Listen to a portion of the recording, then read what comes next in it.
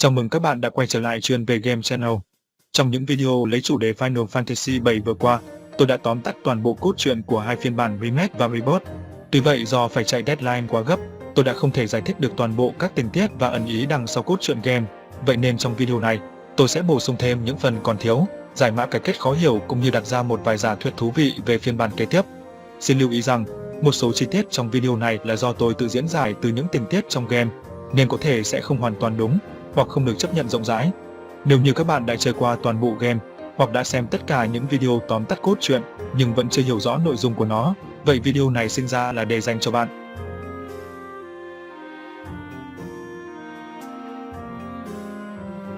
Marco và livestream là gì? Câu hỏi này có lẽ nhiều bạn đã nắm được, nhưng vì nó liên quan rất nhiều tới những phần tiếp theo của video, nên tôi sẽ giải thích thêm một lần nữa. Marco là một dạng năng lượng tinh thần, một chất thanh khiết nằm bên dưới bề mặt hành tinh Gaia. Marco thường xuất hiện dưới dạng dòng chảy màu xanh lá, được gọi là livestream. Đó là nơi chứa đựng linh hồn của mọi sinh vật, chúng sinh ra từ dòng livestream, và khi chết đi cũng sẽ quay trở về dòng chảy này, giống như một vòng luân hồi vô tận. Nếu coi hành tinh Gaia là một cơ thể sống, thì livestream chính là mạch máu của nó. Nếu dòng chảy bị hút cạn, toàn bộ hành tinh sẽ trở nên khô héo và tan rã. Các sinh vật sống nếu tiếp xúc trực tiếp với livestream thuần khiết sẽ dễ gây ra ngộ độc Marco, biến chúng thành những con quái vật vô tri giác. Công ty Shinra là những kẻ đã khai thác được Marco dưới dạng năng lượng, nhưng theo một phương pháp rất thô thiển và không bền vững, trong khi những người cổ đại Cetra biết cách sử dụng Marco một cách hiệu quả và an toàn hơn nhiều. Marco khi ở dạng kết tinh sẽ trở thành Materia, các viên ngọc có khả năng triệu hồi ra nhiều loại phép thuật và thần thú khác nhau. Materia có thể được khai thác ngoài tự nhiên hoặc tạo ra trong phòng thí nghiệm. Có hai viên Materia tối thượng và độc nhất, viên Black Materia tạo ra sức hủy diệt cực kỳ khủng khiếp, còn White Materia lại hoàn toàn ngược lại, có khả năng chữa lành ở cấp độ toàn hành tinh. Jenova và bộ tộc gì là những ai?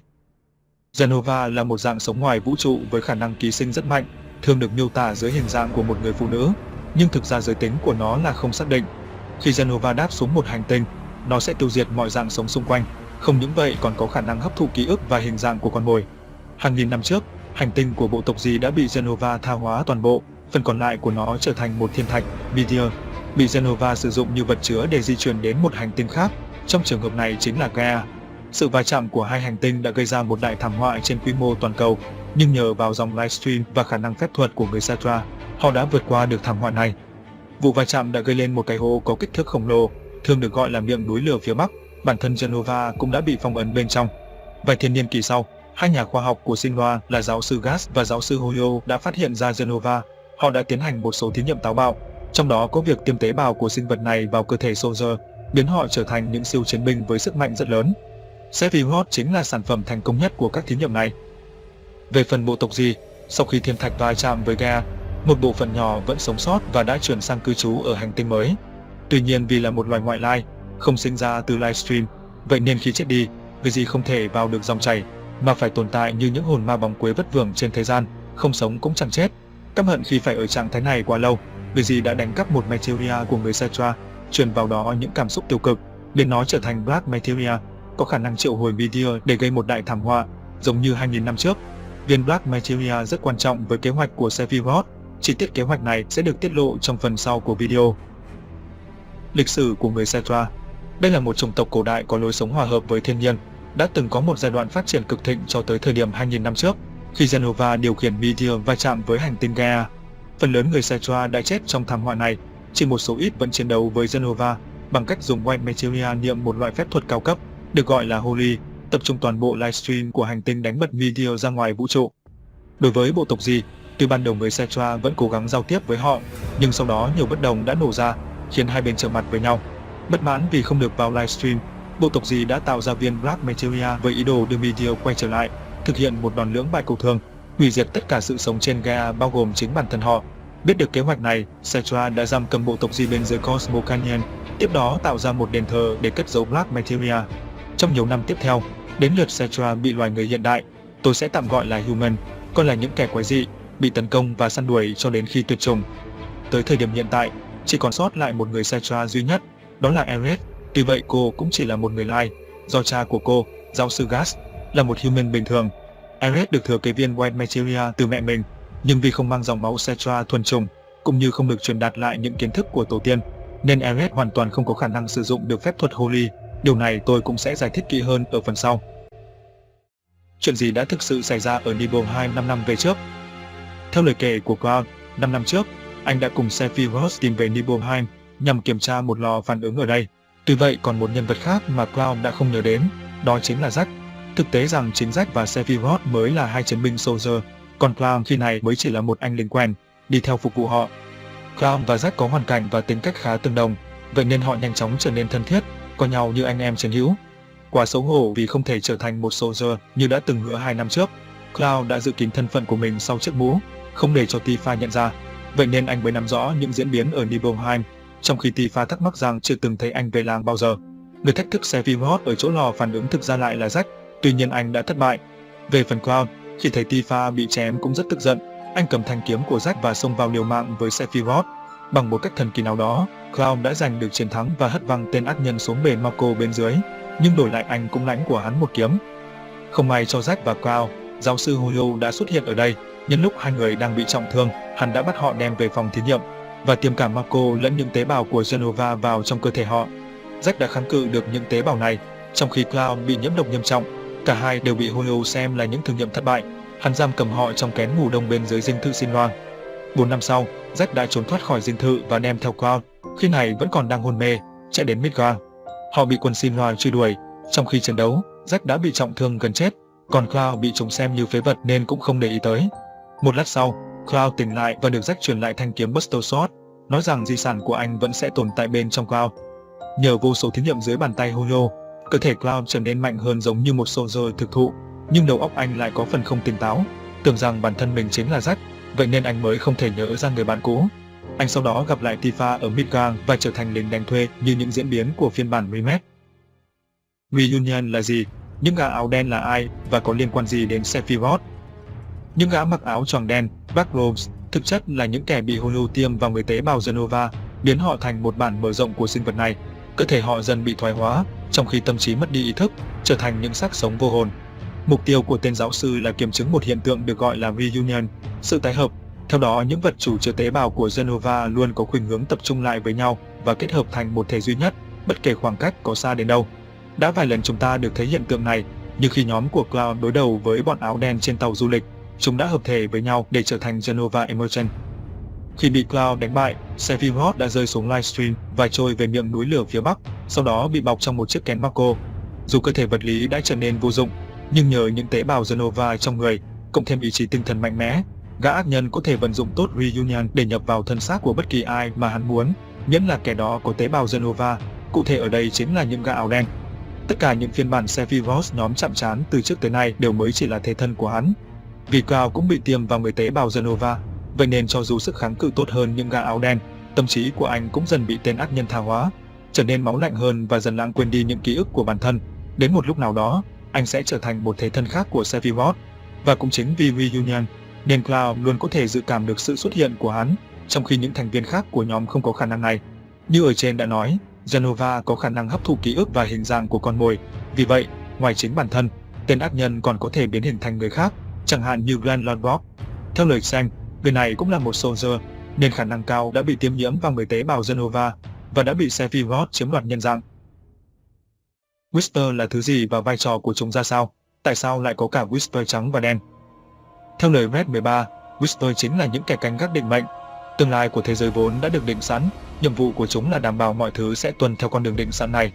Trong phiên bản remake, đã nhiều lần các nhân vật chệch hướng khỏi cốt truyện của phiên bản gốc, như khi Cloud không được Barret mời tham gia vụ đánh bom lò phản ứng Mako số 5, Ares suýt bị ngã trong lúc bỏ trốn khỏi đội chóp tại nhà thờ, hay khi Barret bị đâm một nhát chí mạng tại trụ sở của Xin Loan. Trong tất cả các trường hợp đó, các nhân vật chưa được phép chết hay bị thương. Chính vì thế Whisper đã ra tay chỉnh sửa lại nhằm bảo đảm mọi thứ sẽ tuân theo dòng chảy định mệnh. Khi Ares ngồi trước một đường ống Mako bị rò rỉ trong phân cảnh mở đầu, linh hồn cô đã hòa vào dòng livestream và nhận được những kiến thức từ tương lai gửi về. Đây là sự kiện khiến định mệnh tại dòng thời gian này có nguy cơ bị thay đổi, bởi vì Ares đã biết trước được những gì sẽ xảy ra. Vậy nên ngay sau khi Ares vừa rời khỏi đường ống, các Whisper đã ngay lập tức xuất hiện nhằm lấy đi dần những kiến thức của cô. Đến thời điểm kết thúc của phiên bản remake, các kiến thức của Ares về tương lai đã hầu như biến mất hoàn toàn. Whisper ban đầu chỉ có một loại, bởi vì định mệnh vốn cũng chỉ có một, nhưng sang tới phần Rebirth đã có tới 2 loại là Whisper trắng và Whisper đen, chứng tỏ rằng định mệnh đã bị phân nhánh với 2 kết cục khác nhau. và khả năng xảy ra của chúng là như nhau.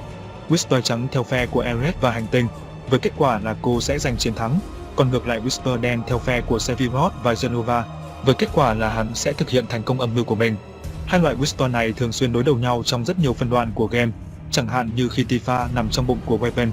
Tuy nhiên cũng có đôi khi chúng lại kết hợp với nhau, như trong phân đoạn Ares cầu nguyện ở thành phố của người Sadra.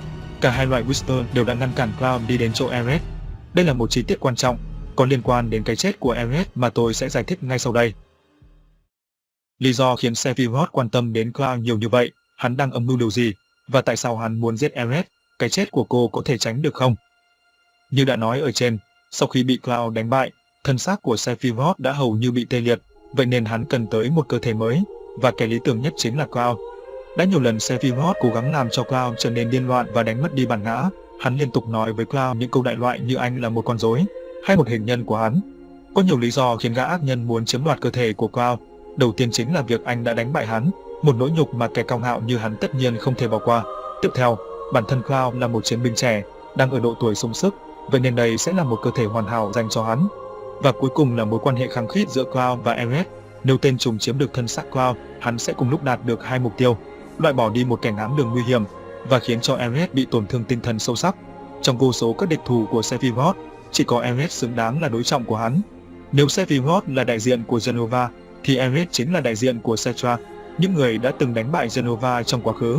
Âm mưu lớn nhất của Sephiroth đó là sử dụng Black Materia nhằm triệu hồi thiên thạch quay trở lại, gây ra một vết thương trên bề mặt Gaia, buộc hành tinh phải tập trung một lượng lớn livestream tại một điểm, và gã ác nhân sẽ hút trọn toàn bộ số livestream này vào cơ thể, biến hắn trở thành một thực thể toàn năng. Thứ duy nhất có thể khiến âm mưu của hắn thất bại chính là Holy, phép thuật phòng vệ tối thượng của người Cetra, và vì Ares là người duy nhất có thể dùng được phép thuật này ở thời điểm hiện tại, vậy nên gã ác nhân tìm cách loại bỏ cô cũng là điều tất yếu. Tuy vậy, Sephiroth không ngờ rằng Ares vốn không thể triệu hồi Holy vì nhiều nguyên nhân.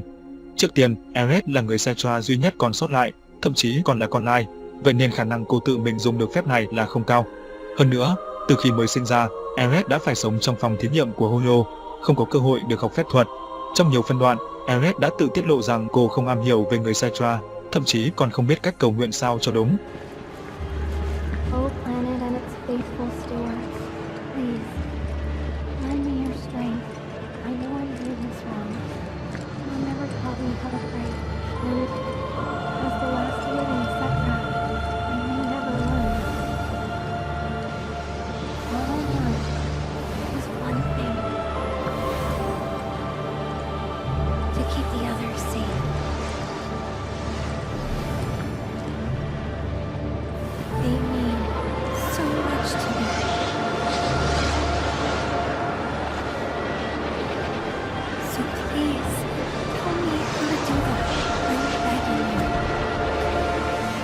Vậy nên cái chết đối với Ares là tất yếu, vì chỉ như vậy cô mới có thể trở về livestream và thu nhận được sức mạnh từ tổ tiên mình. Trong phiên bản gốc và cả trong bộ phim Adventure Run, Ares có thể dùng được Holy sau khi đã chết, bởi vì lúc này cô đã có đầy đủ năng lực và kỹ năng cần thiết. Có một chi tiết chứng minh cho giả thuyết này của tôi, đó là tại phân đoạn trong điện thờ, khi Cloud đang đến chỗ Ares, anh đã bị cả Whisper đen và trắng ngăn cản. Vậy nên có thể suy luận rằng, trong mọi trường hợp, Ares bắt buộc phải chết, và hơn nữa, phải bị chính tay Sephiroth giết. Trong những phân đoạn sau đó, Ares bình thản bảo với Cloud rằng mọi chuyện vẫn ổn, bởi vì cái chết này là do chính tay cô sắp đặt. Đầu tiên, cô đã tránh để cho Cloud giết mình, giúp anh không có cảm giác dằn vặt, và vì cô đã bị Sephiroth giết, cả nhóm sẽ càng có thêm động lực tiêu diệt gã ác nhân. Quan trọng hơn, cô đã có thể quay về livestream, từ đó đối đầu với hắn một cách trực diện và sòng phẳng. Nên nhớ rằng chính Sephiroth cũng đã chết, việc làm của hắn từ trước tới nay vẫn luôn là bay nhảy trong dòng livestream, dùng linh hồn của mình thao túng mọi việc. Tổng kết lại, việc giành giật tâm trí của Cloud là một cuộc chiến lớn giữa Ares và Sephiroth, và cái chết chính là một chiến thắng quan trọng của Ares, còn cao tay hơn khi gã ác nhân không nhận ra rằng hắn đã mắc bẫy của cô. Có bao nhiêu dòng thời gian và chúng tác động tới nhau như thế nào? Như đã biết trong phiên bản remake, sau khi nhóm của Cloud đánh bại Whisper Harbinger, nhiều thế giới, hai dòng thời gian song song đã được sinh ra.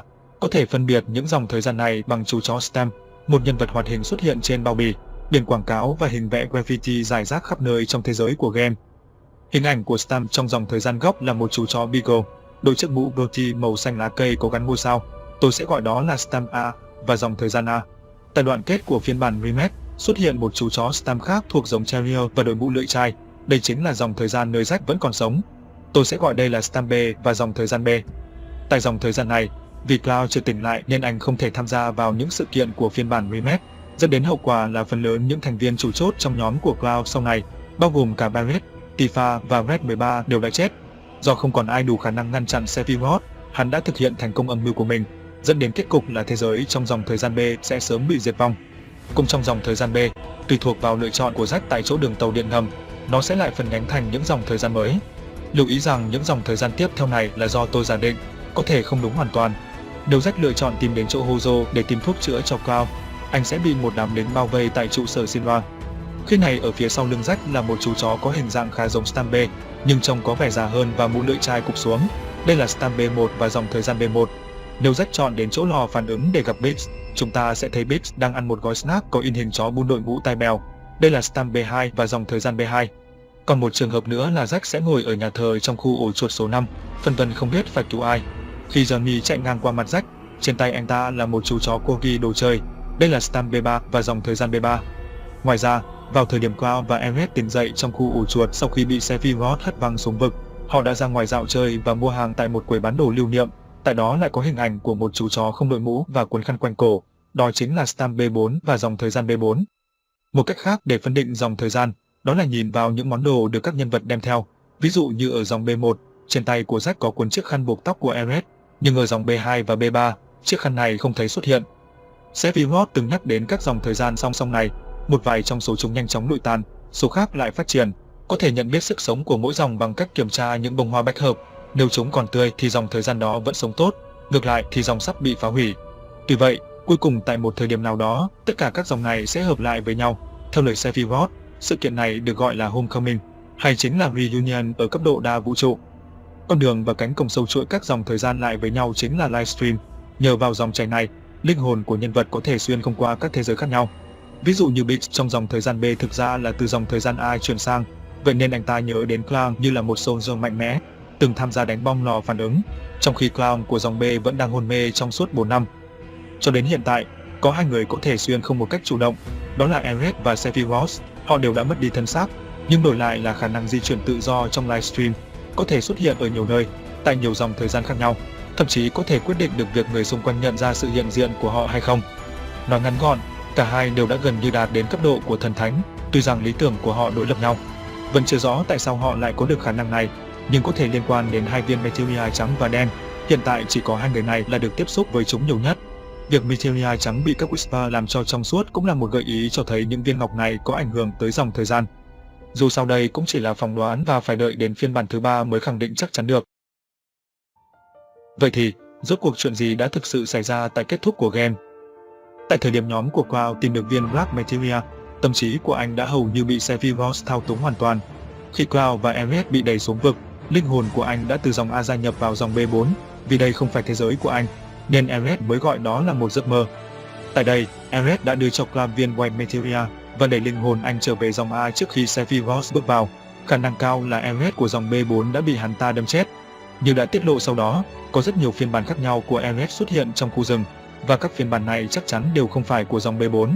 Vì tại dòng này Eret đeo một chiếc kẹp màu vàng trên áo, khác với các phiên bản trong rừng.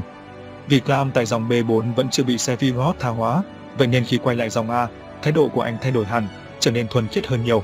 Đây là một động tác của Eret nhằm reset Cloud, giúp anh lấy lại trạng thái tinh thần tích cực, tuy nhiên hiệu quả của việc này chỉ là tạm thời. Vậy tại sao Cloud có thể đem White Materia quay trở lại dòng thời gian A? Như ở trên đã nói, các nhân vật du hành đa vũ trụ bằng dòng livestream, còn Materia là Mako ở dạng kết tinh, vậy nên nó cũng có thể hòa vào dòng livestream được. Materia thực ra không hoàn toàn ở thể rắn, như ở trong bộ phim Adventure Run, các nhân vật có thể lắp trực tiếp Materia vào cánh tay của mình. Ở cảnh kết thúc của Rebirth, Cloud cũng đã có thể hòa tan Black Materia vào trong thanh Buster Sword, vì đã lấy lại được viên White Materia phiên bản full option. Kiến thức về tương lai của Eret tại dòng A đã được khôi phục hoàn toàn. Cô đã nhớ lại những kế hoạch được dự tính từ trước và ngay lập tức đến mua đền để thực hiện những bước đi tiếp theo.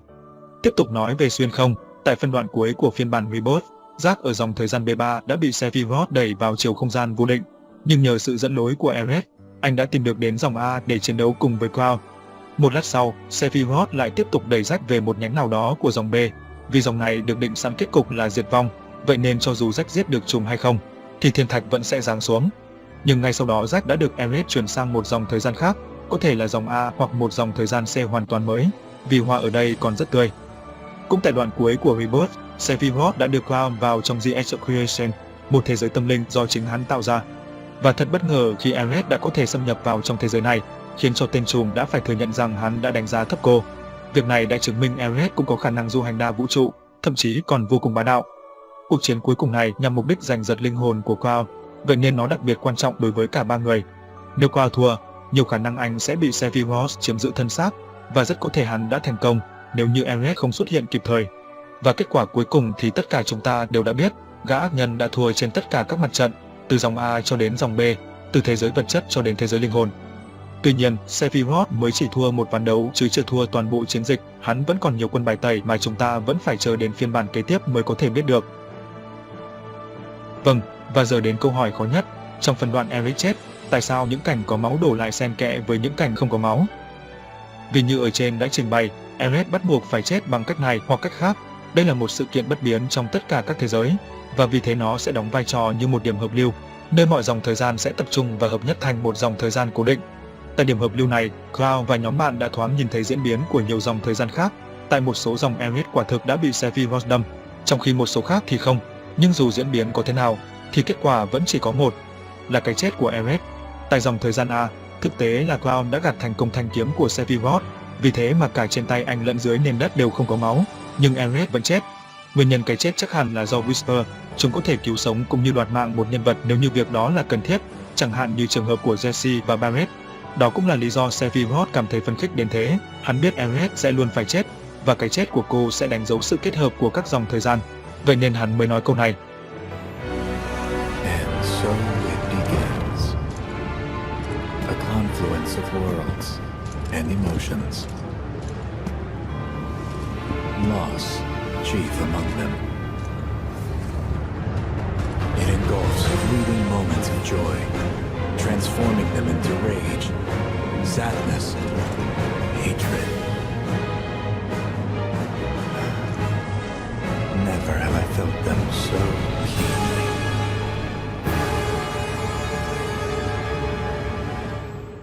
Nhưng lại không biết điều đó thực ra lại đem đến cho hắn nhiều phiền phức hơn. Xuyên suốt các phần game, biểu tượng của Ares luôn là hoa bách hợp. Trong văn hóa của Nhật Bản và nhiều nền văn hóa khác, hoa bách hợp mang ý nghĩa của sự đoàn tụ, trăm sông chảy về một biển. Ngoài ra nó còn tượng trưng cho cái chết và sự mất mát. Cả hai điều này đều phù hợp với Ares. Xin nhắc lại rằng, Ares bắt buộc phải chết.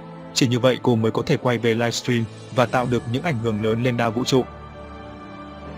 Một vài giả thuyết và phỏng đoán khác. Tại phần đoạn ở chỗ ngôi đền, Ares tiết lộ rằng viên Black Materia là giả. Rất có thể Ares đã nói đúng, vì tại phiên bản gốc, toàn bộ ngôi đền mới chính là Black Materia thật sự. Như đã thấy, ngôi đền này đã được người Cetra thiết kế để có thể phóng to và thu nhỏ. Tại đoạn kết của Rebirth, ta đã thấy viên ngọc này đã xuất hiện trong tay của Cloud. Một số giả thuyết nói rằng nó biến hình từ viên Materia giống trước đó, nhưng khả năng này không cao. Khả năng thứ hai, Sephiroth đã nhận ra viên ngọc hắn đang cầm là đồ giả, vậy nên hắn đã bí mật trao nó cho Cloud nhằm tiếp tục thao túng anh từ xa. Trong phân đoạn Cloud và Sephiroth bay giữa các dòng thời gian, gã ác nhân có nói sẽ tặng cho anh lời chúc phúc của hắn, có thể là ám chỉ đến viên Black Materia. Tiếp theo, tại đoạn mở đầu bản Rebirth có xuất hiện một chiếc lông vũ màu trắng. Vì Sephiroth thường xuất hiện cùng với lông đen, vậy nên chiếc lông trắng này chắc hẳn là của Ares, càng hợp lý hơn khi nó xuất hiện cùng với Zack và Cloud, hai người quan trọng đối với cô. Chi tiết này củng cố cho nhận định rằng Ares đã trở thành một vị thần bảo hộ thế giới, đối trọng trực tiếp với Sephiroth. Ngoài Ares, có thể vẫn còn sót lại một người Cetra khác, đó chính là cô bé Marlene. Trong nhiều phân đoạn, Marlene đã chứng minh được năng lực tâm linh của mình, như khi cô bé được Ares chia sẻ một phần kiến thức về tương lai, hoặc cảm nhận được lời chào tạm biệt của Barret khi đang tưới cây. Ta đã biết cha ruột của Marlene là Dane, một human bình thường, nhưng thân thế của mẹ cô bé, Eleanor, vẫn chưa rõ ràng. Dựa vào ngoại hình và trang phục của Eleanor, ta có thể thấy bà có nhiều nét tương đồng với mẹ của Ares, vậy nên có khả năng bà là một Cetra thuần chủng. Và cuối cùng, vì chủ đề trọng tâm của phiên bản kế tiếp là sự tái hợp của các dòng thời gian, vậy nên tôi xin mạnh dạn đoán rằng tiêu đề của nó sẽ là Homecoming hoặc Reunion. Vâng, và đó là tất cả những giải thích và giả thuyết của tôi về Final Fantasy VII Rebirth. Nếu bạn đồng ý hay cảm thấy không hài lòng với những giải thích này, hoặc muốn bổ sung thêm những giả thuyết mới, vui lòng bình luận dưới phần comment. Cảm ơn các bạn đã theo dõi, và hẹn gặp lại trong những video hấp dẫn khác.